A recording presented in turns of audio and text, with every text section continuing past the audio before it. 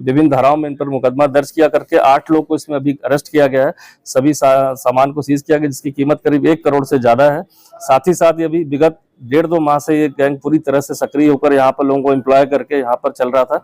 अब इसके कुछ कनेक्शंस मिले हैं जो अलग बाहर की कंट्री से मिले हैं, जहां से इनका ट्रांजैक्शन भी ट्रेल मिली है और साथ ही साथ कुछ ऐसे नंबर्स भी आए हैं जो बाहर से इनके साथ कनेक्टेड थे और ऑपरेट हो रहे थे। गुप्त तरीके से चल रहा था कॉल सेंटर। आपको बता दें, मामला उत्तराखंड की राजधानी देहरादून का है। आईटी पार्क में गुप्त तरीके से चल रहा था कॉल सेंटर, जिसमें विदेश के लोगों के 7 करोड़ रुपए की होती थी ठगी। देहरादून पुलिस को गुप्त सूचना मिलने पर पुलिस वहां पर छानबीन के लिए पहुंची।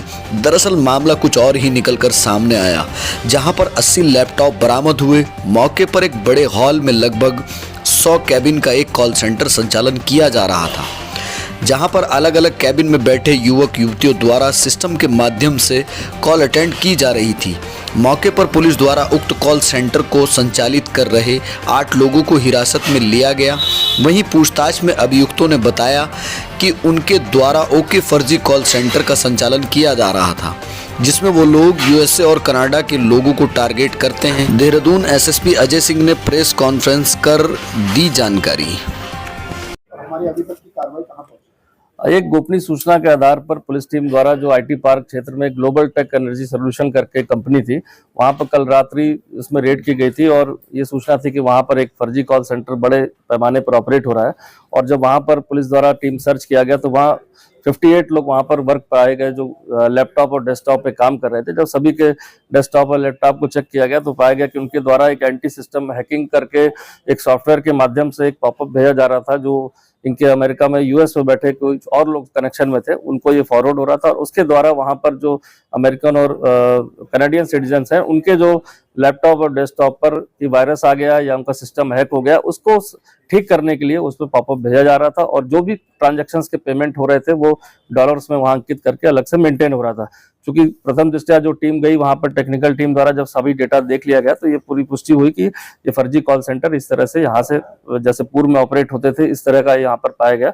और इसमें उन 58 के अलावा 8 लोग ऐसे मिले जो विभिन्न प्रांतों के थे, जो अलग अलग कैपेसिटी में उसको वर्क कर रहे थे। जैसे आप कहेंगे डेस्क हेड कहेंगे या मैनेजर कहेंगे, जो डायरेक्टली इस पूरे सिस्टम को ऑपरेट कर रहे थे। ये 8 लोग अलग अलग प्रांतों के, गुजरात, बंगाल, महाराष्ट्र, बिहार के थे। और तो कहीं ना कहीं से पूछताछ में पता चला कि ये इंटरस्टेट गैंग इस तरह का बना हुआ था और ये वही, और जो 58 लोग थे वो भी इन्हीं प्रांतों से, गुजरात, नॉर्थ ईस्ट और कुछ उत्तराखंड के भी बच्चे थे इसमें। और इस तरह के लोग को वहां पर एम्प्लॉय करके लालच देकर इसमें काम चल रहा था।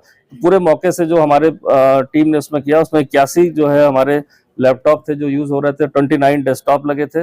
साथ ही साथ विभिन्न राउटर्स 5 उसमें बरामद हुए, जिसके माध्यम से सारा ये खेल चल रहा था। तरह तरह के इसमें हमें वहां पर आपके सॉफ्टवेयर ऐसे गैजेट्स और जो पता चले जिसके माध्यम से सिस्टम को वो वहां पर एक्सेस लेते थे, जिसमें कोई कैसेट लॉगिन गो शेयर करके थे, जिसको माध्यम से जो विक्टिम है उनको कहीं ना कहीं उनके डेस्कटॉप लैपटॉप को शेयर करने के बाद यहाँ से पॉपअप भेजा जा रहा था। तो सभी चीजों को परीक्षण के उपरांत इसमें जो है विभिन्न धाराओं में इन पर मुकदमा दर्ज किया करके 8 लोग को इसमें अभी अरेस्ट किया गया है।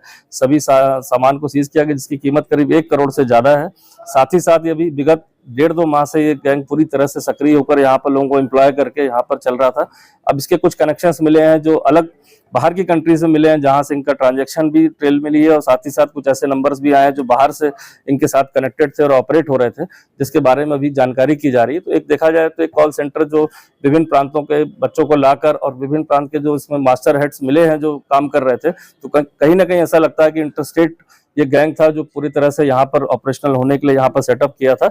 और इसमें समय रहते इसकी सूचना पर इसको पर्दाफाश किया गया, क्योंकि इस तरह के कॉल सेंटर में सबसे बड़ी बात ये रहती है कि विदेशी नागरिकों को ठगने के साथ ही साथ ऐसे कॉल सेंटर्स कहीं ना कहीं साइबर फ्रॉड में भी इन्वॉल्व होकर इंडिया में भी ऐसे अपराधों को कारित करते हैं, जैसे पूर्व में भी ऐसी बात प्रकाश में आई है। तो उस एंगल को भी हमारी टेक्निकल टीम चेक करेगी कि क्या इन साइबर, कहीं ऐसा तो नहीं कि इंडियंस को भी साइबर फ्रॉड के तहत यहाँ से ऑपरेट किया जा रहा हो। ये सभी चीजें इन्वेस्टिगेशन के अंदर है। इसमें प्रथम बार जो है बीएनएस के तहत धारा 111 के तहत भी इन पर ऑर्गेनाइज क्राइम के तहत इसमें मुकदमा दर्ज किया गया है और बाकी अभियुक्तों को न्यायिक हिरासत के लिए वहां पर कोर्ट में पेश किया जा रहा है।